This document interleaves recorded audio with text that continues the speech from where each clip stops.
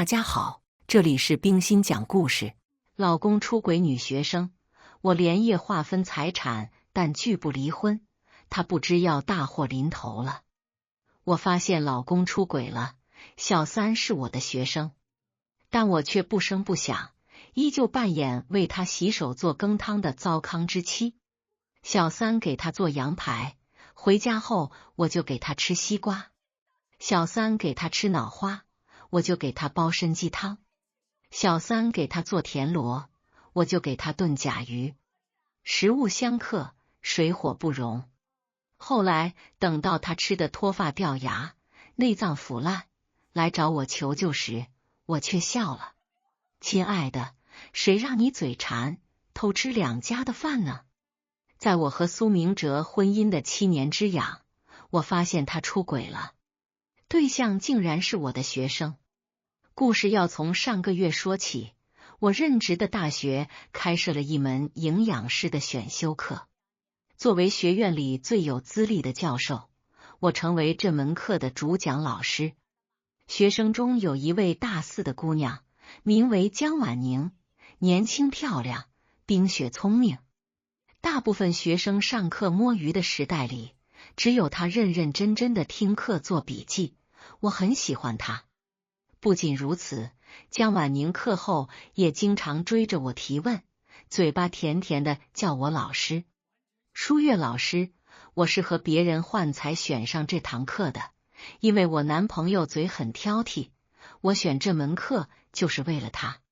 想要抓住一个男人的心，就要抓住他的胃，我想要给他做营养又好吃的美食，我想要和他永远在一起。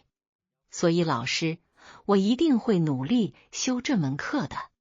每次看着他幸福无比，心心念念都是男朋友的场面，我总是会想起自己平淡的婚姻。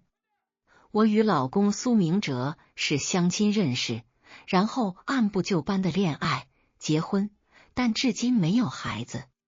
不愧是诅咒般的7年之痒，让我们的婚姻早已没有了激情，只剩下了君子之交淡如水。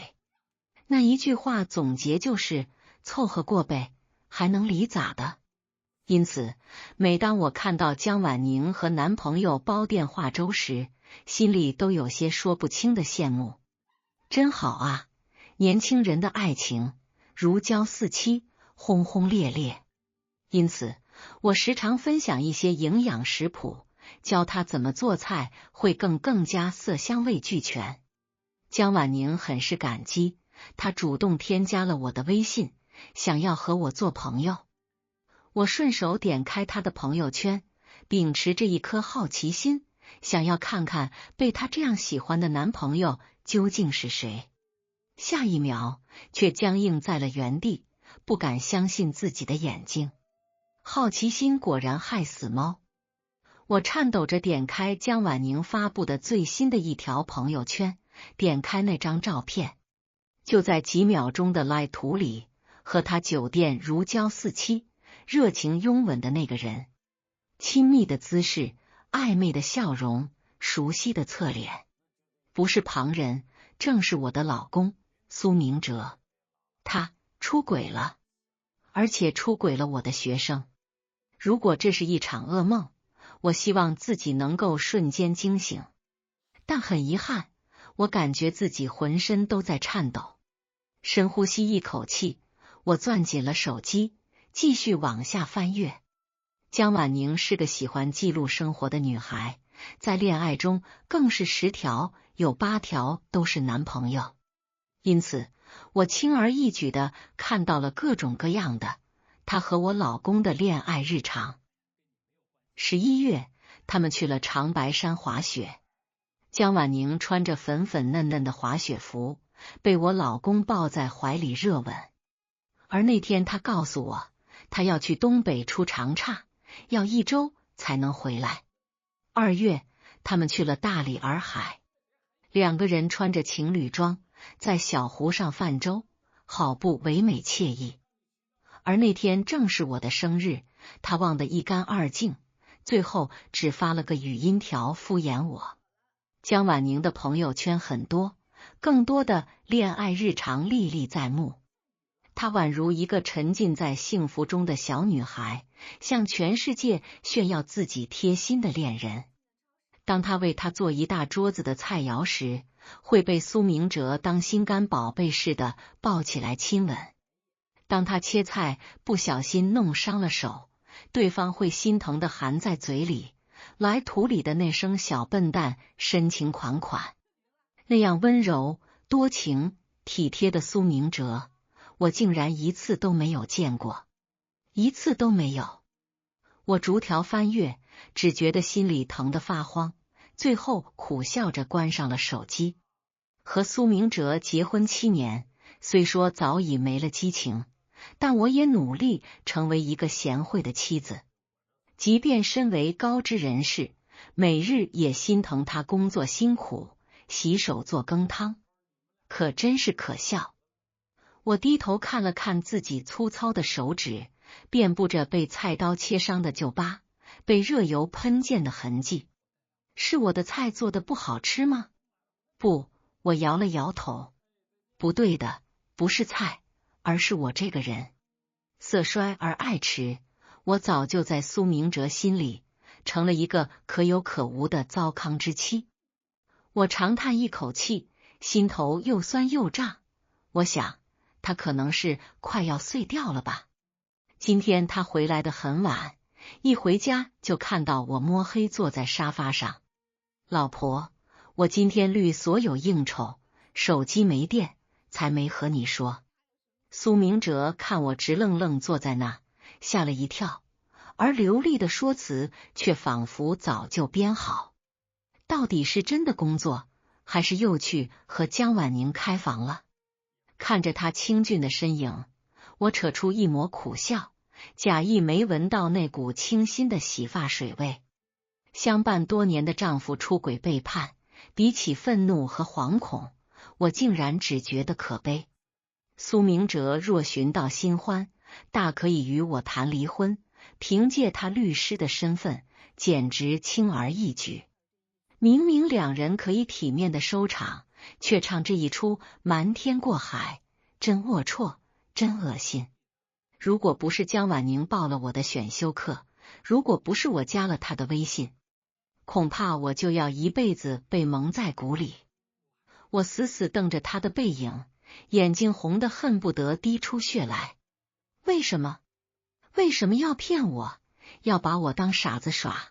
吃我做的饭的时候，你到底在想谁？吃他做的饭的时候，你是不是觉得两个女人一起伺候你，得意的不行啊？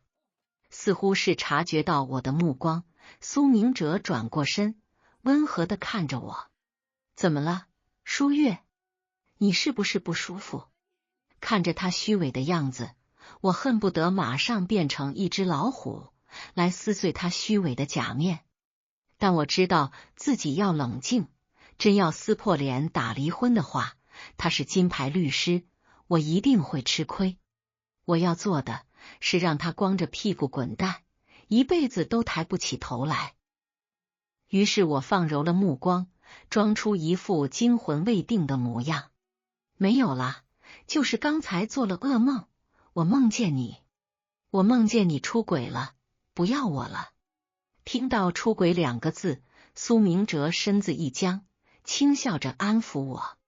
怎么会呢，老婆，梦啊，都是反的。我被他抱在怀里，恶心的鸡皮疙瘩都往外冒。是啊，梦都是反的，但不是你不要我，而是我决定不要你了。为了防止朋友圈被删除，我连夜截了图保存。不小心误触一个点赞，但即便我飞速撤回，还是被对面发现了。江婉宁的消息一条又一条蹦了出来。老师，你看我朋友圈啦？我男朋友帅不帅呀？你看到我做的饭了吗？是不是和你教的差不多？但好像总是差那么一点点，我有些不知道怎么办了。消息像雪片一样稀里哗啦的弹进了聊天框。看他这个样子，好像完全不知道我的存在，不知道自己是个第三者。抱着这样的想法，我试探性地问一句：“你男朋友看上去比你大一些哦？”对面很快回复：“他比我大了10几岁呢，但是对我特别好的。他是个律师，从前工作很忙，也没时间谈恋爱，我有时候3、4天都见不到他。老师你放心，他是个好男人，不是坏人。”江婉宁的最后一句话还附上了个可怜兮兮的表情。看这个样子，他真的完全不知道我的存在，不是知3当3，否则也不会来上我的课，向我讨教，那也太蠢了不是？傻傻的小姑娘，就这么被苏明哲骗色又骗情，最后必然是竹篮打水一场空。我不可怜她，但也不准备收拾她。毕竟感情总是一场赌局，一个受害者不应该加害另一个受害者。既然如此，小江婉宁就来配合老师唱一出大戏吧。沉默片刻，我笑了笑，继续打字回复：“我知道。你刚才说自己的做的菜，他还是不喜欢吃是吗？”我点开他最新发的那张晒晚餐的朋友圈，时间就是昨天晚上。江婉宁做了香菜牛肉、糖醋排骨和黄豆猪脚汤，都是迎合着苏明哲的喜好。但我为他做了这么多年的饭，早就把他惯得挑剔不已，吹毛求疵。只要一点点没有做好，在这个贱男人心里就是大打折扣。我知道他的口味，也了解他的偏好，同时也知道怎么才能以此置他于死地。没关系，老师手把手教你，必定让他流连忘返，爱上你的手艺。俗话说得好，抓住一个男人的心，首先要抓住一个男人的胃。那杀死一个男人，也可以先捏紧他的胃。江婉宁，我只有一个条件，不要告诉他是我教你做饭哦，不然就没有惊喜了。好呀好呀。看着屏幕上秒回的消息，我笑了。第二天，我在咖啡馆约见了江婉宁。从他口中了解到，他和苏明哲在外租了房子，每顿午饭他都会在那里吃。还是我厨艺不精，明哲有时候吃几口就不吃了。老师，我真的好苦恼啊！看着眼前小姑娘发愁的目光，我心里却早已预见结局，只觉得可悲。没关系啊，小宁。我笑了笑，没心思去安慰她，只拿出一本自制的菜谱，里面无论是食材种类、调料比例都写得一清二楚。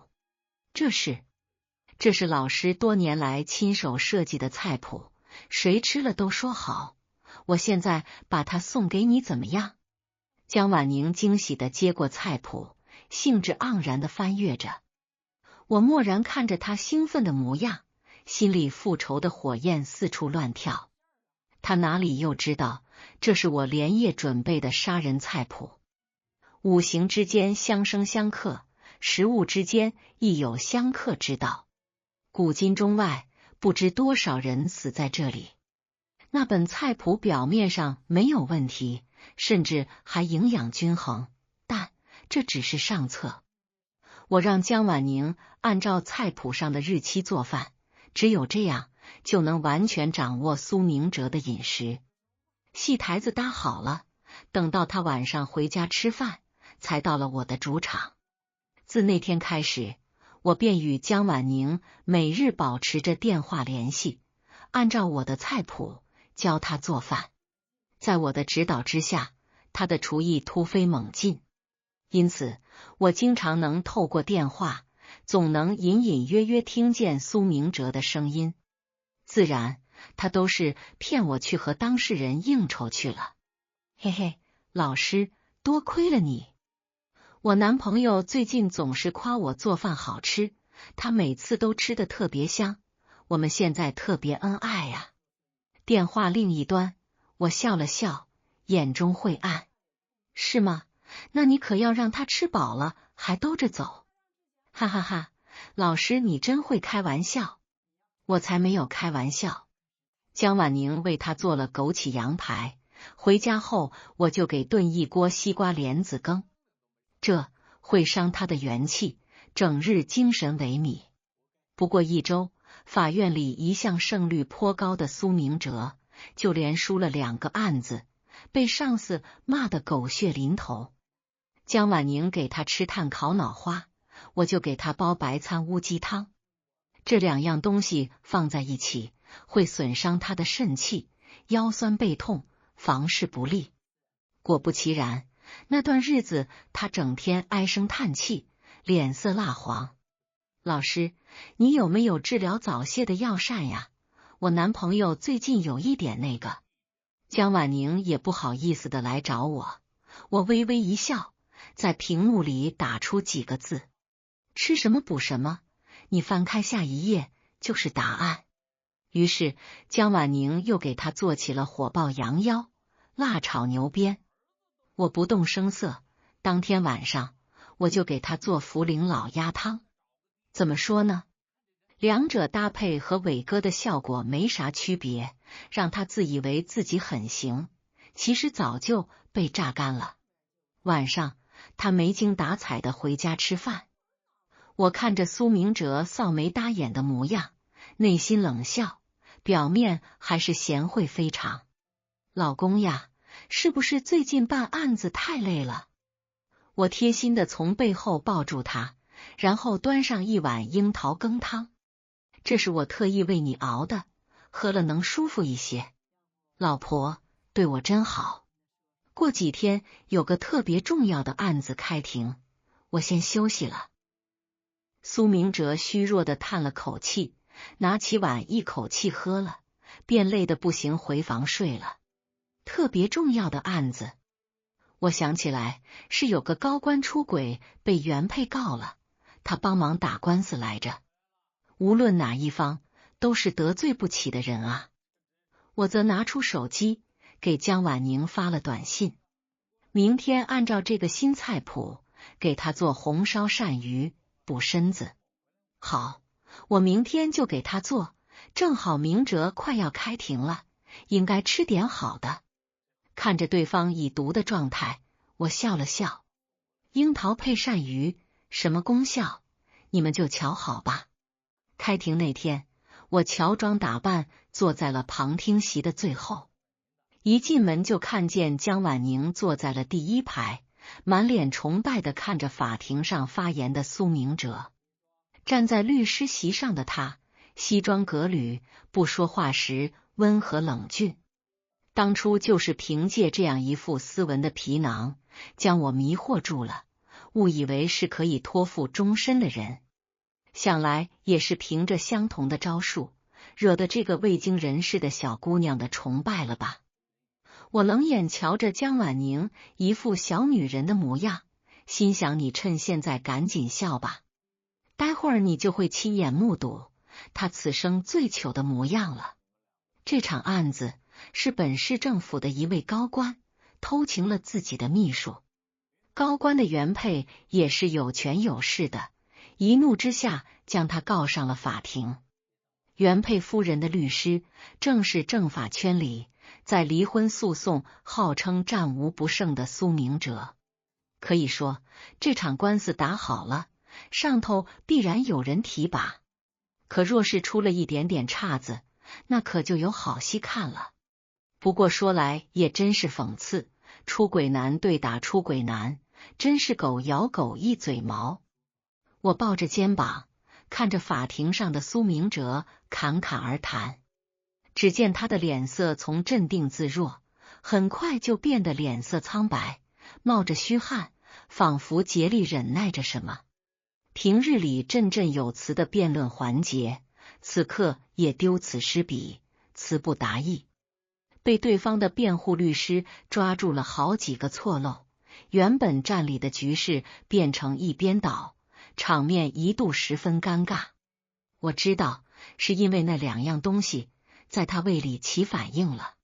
5、4、3，我坐在台下，看着他的窘样，在心里默默倒数几个数。当数到1的时候，法庭里忽然爆发出一声尖叫，是江婉宁。她不可置信地捂住嘴巴，眼睛瞪大了看着苏明哲，一股刺鼻的恶臭瞬间弥漫开来，引得众人纷纷哗然。我靠，什么味这么臭？谁掉粪坑里了？那个律师怎么了？妈呀，他拉裤兜子了！只见站在法庭中央的苏明哲痛苦地捂着肚子坐在了地上，而他的西装裤后面早已阴透了屎黄色的痕迹，鼓鼓地长起来，恶臭异常。而当他站起来时，稀稀拉拉的屎黄色半固体就从他的裤腿里流了出来。霎时间，整座法庭都仿佛掉进了化粪池，臭味熏天。樱桃配鳝鱼就是类比巴豆的功效，甚至更猛啊！呜，叔叔你别拉了，我害怕。旁听席里一个小孩被熏得受不了，嚎啕大哭，对着他大叫。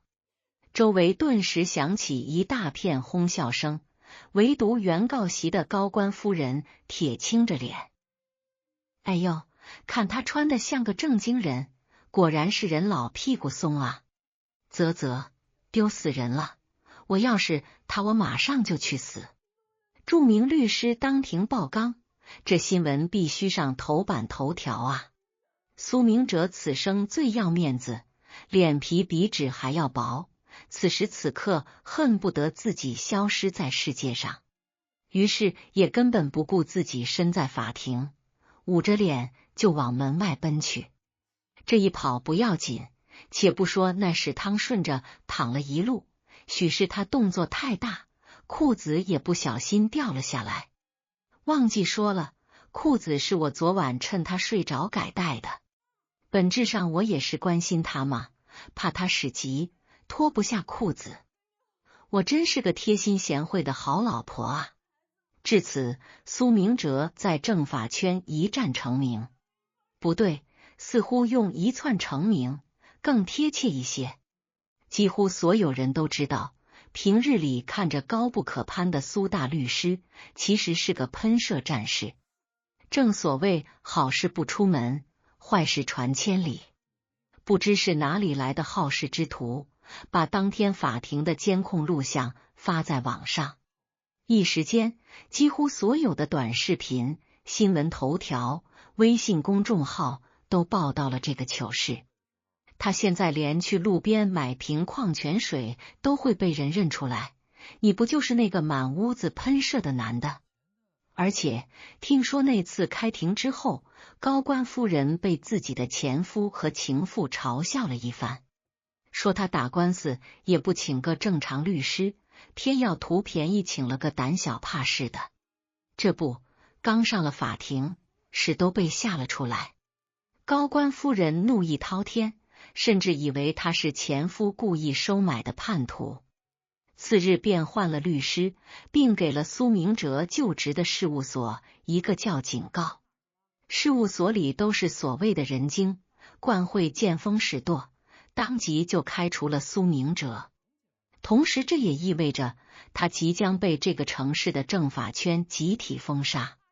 毕竟出了这么大的丑闻，今后谁又敢请他做代理律师呢？那可真是事到临头了。苏明哲自命清高，自以为是，比起物质上的掠夺，这种精神上的凌辱才最致命。我佯装不知情，依旧扮演贤惠的妻子，可他的脸色却一天比一天更难看，看上去五内郁结。男人就是本性难改的动物，即便落魄至此，也还是继续吃两家的饭。直到那一天，江婉宁哭着给我打电话，说自己不知道怎么办才好了。我和他约在一家咖啡厅，他刚来我就看见了他脸上的伤。你的脸怎么了？我皱眉，内心有一种不好的预感。老师，他冲我发脾气，他打我。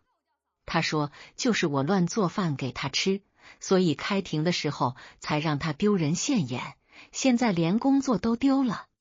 可我每天除了上课，就是辛辛苦苦为他买菜做饭，不都是为了他吗？呜呜呜，我害怕他不要我了，他好像有了别的女人。我那天闻到了香水味。香水？我想了想，好像最近是少了一瓶香水。因为苏明哲自从拉裤子里后，就有了心理阴影，总觉得自己身上臭烘烘的，这才偷拿我的香水在身上喷。江婉宁哭着和我诉苦，可怜兮兮的问我是不是自己犯做错了。我看着她身上斑驳的伤痕，同为女性的同情让我有了些恻隐之心。于是我问她，那你还愿意和他在一起吗？只要他这时候醒悟过来，我愿意告诉他真相，让他脱离苦海。江婉宁哭着愣住，她擦了擦眼泪，想了很久才和我说，可他从前对我很好，他说过会娶我的。得了，恋爱脑是绝症，他没救了。我看着他可怜兮兮的模样，心里想，傻姑娘，他永远都不会娶你的。小宁啊，小两口哪里有不吵架的，床头打架床尾和。正好老师这有一个新菜谱，叫做回心转意，你想不想试一试？我悠悠一笑，正对上他感激的眼神。舒月老师，你对我也太好了，我都不知道要怎么谢谢你了。我摆了摆手，将新菜谱递给了他。是老师我啊，要谢谢你陪着老师把这出戏演完啊。若说第一本菜谱只是借助食物相克伤了苏明哲的身，那么这第二本则是为了损他的神。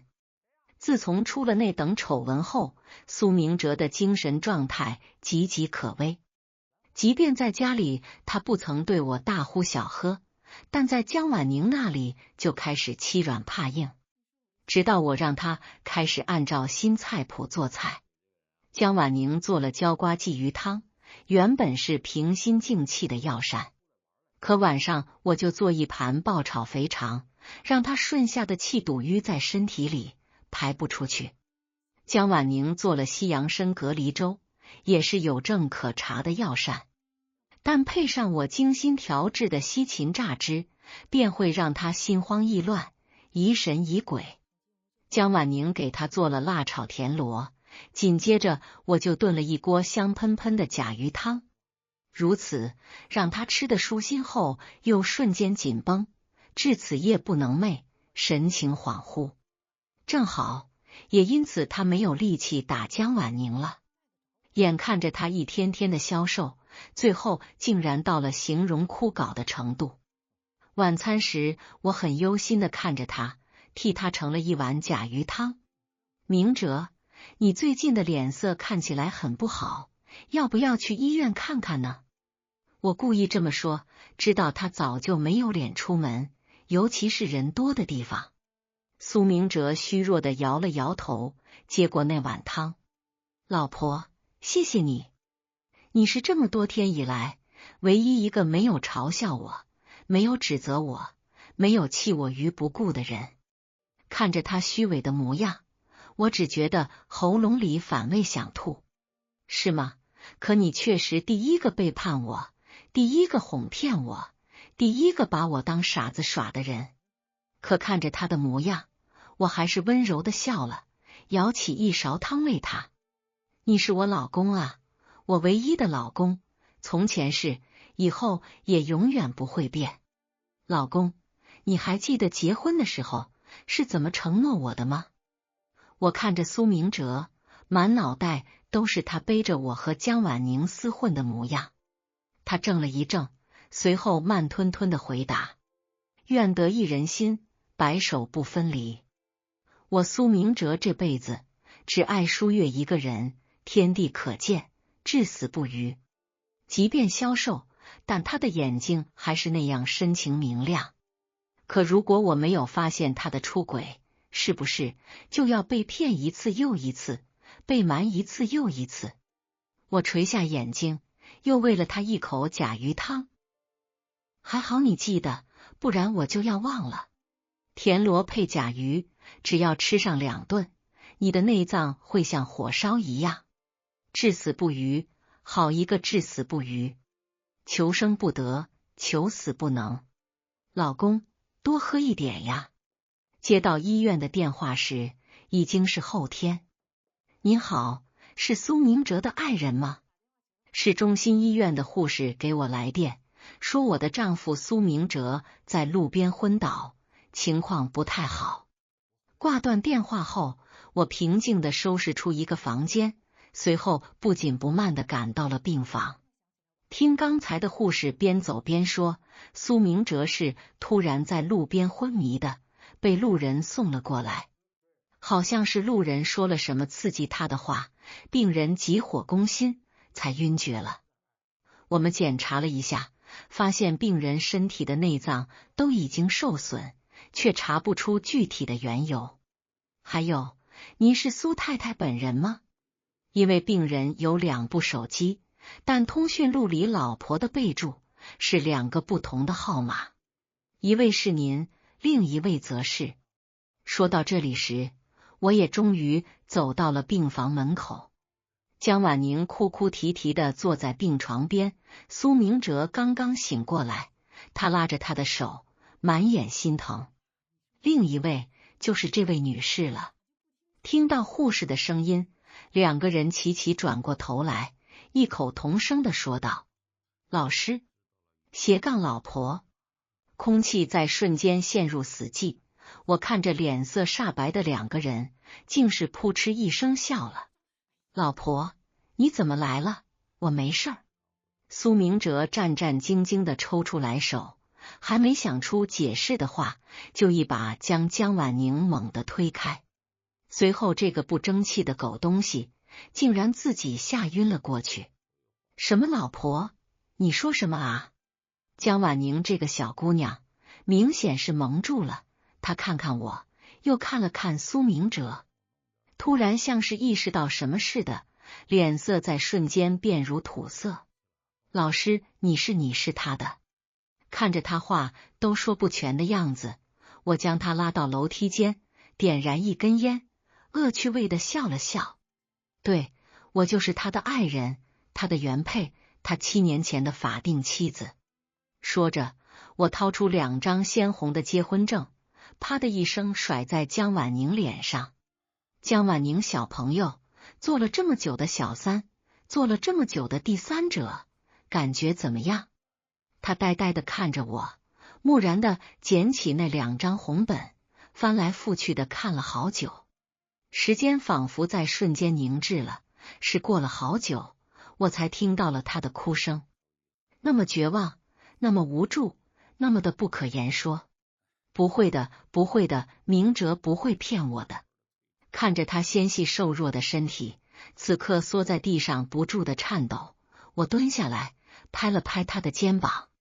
江婉宁抬起眼来看我，目光却闪烁着。她是个善良的姑娘，她知道自己做了对不起我的事。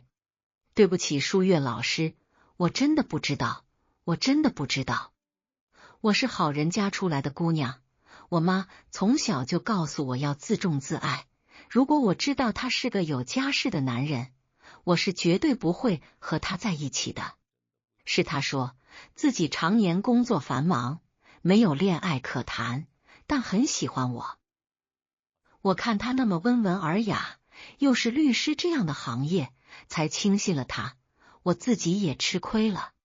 老师，我求求你相信我，我绝对不是那种不检点的女人，我真的不知道他有老婆，更不知道是你。求你不要告诉学校好不好？我好不容易才考上大学，我不想被开除，我不想被人戳脊梁骨。江婉宁跪在我面前痛哭流涕，眼中除却悲伤之外，还有一闪而过的恨意。我抽完了一支烟，摸了摸小姑娘的脸。以后别这么蠢，男人给你一点好处就被骗。老师没怪你，不然也不会让你和我一起毁了他了。听了我的话，江婉宁愣在了原地，但她总是个聪明的姑娘，眼泪一擦，很快就反应过来。您早就知道了，您是故意的。我点了点头，冷笑一声。我是在加了你的微信才知道的，不然我至今也被蒙在鼓里。或许有朝一日你被苏明哲甩了，他还会找第二个、第三个，被背叛的永远都是我。他不是喜欢偷吃，喜欢吃两家饭吗？那我就让他自讨苦吃。说到这里，我从包里拿出菜谱的下册，在江婉宁眼前晃了晃。自始至终，这都是我布下的一个局，一个请君入瓮的局。苏明哲万万想不到，自以为玩得精妙的双轨大戏，却不曾想到，温柔的美人香反而是致命的砒霜。菜谱一共分2本，分开看都没有问题，但只要合在一起，就是致命的毒药。你给他做羊排，我就做西瓜，这会伤他的元气；你给他做脑花，我就煲鸡汤，这会伤他的肾气；你给他做羊腰牛鞭，我就做茯苓，这样会掏空他的精力。还记得我让你做的鳝鱼吗？前一天晚上，我给他吃了樱桃，这2样东西加在一起，会让他大小便失禁。听着我侃侃而谈，江婉宁站在原地，眼睛都直了。她无措地看着我，欲言又止。我看着她颤抖的身体，似乎是觉得解气了，又觉得后怕。看着她的反应，也印证了我一开始就没有和她摊牌的原因。年轻人总是经不住事，搞不好还会坏了我的大事。似乎是看出她眼底的害怕，我笑了，递给她一只腌鸭精。你的菜，我的汤，相生相克，水火不容。这次也一样，她的内脏已经坏得差不多了。老师，江婉宁颤抖着叫我，似乎欲言又止。我知道她想说什么，这无疑是故意伤害，她怕苏明哲死了自己担责任。我摆了摆手，让她放心。没事儿，慢性的食物中毒，这群西医查不出什么所以然。别忘了，老师啊，可是专业的。江婉宁走了，或者说是落荒而逃，其实很正常。一个大学没毕业的姑娘，突然面临着这些变故，需要很长的时间去消化。我没有安慰她的义务，也没有开解她的功夫。看着紧闭的病房门，我笑了。我还有正事要做呢。昏迷的苏明哲终于在噩梦中醒来了，看到的不是医院天花板，而是家里水灵灵的吊灯。当他发现自己的脖子上带了狗绳，身体也被捆住后，顿时睁大了眼睛。因为嘴巴被强力胶粘住，他根本说不了话，只能哼声求助。可当看到我的那一瞬间，却浑身血液倒流，因为我正拿着一把沾了血的刀，对着他温柔的笑。老公，你醒了，醒了就来吃饭吧。苏明哲昏迷了3天，而3天前就是我和江婉宁摊牌的时候。小姑娘仓皇逃窜，而我则回到了病房里，看着护士对她进行急救，终于脱离危险后，我提出让她出院。这怎么能行呢？病人现在很需要专业的照顾。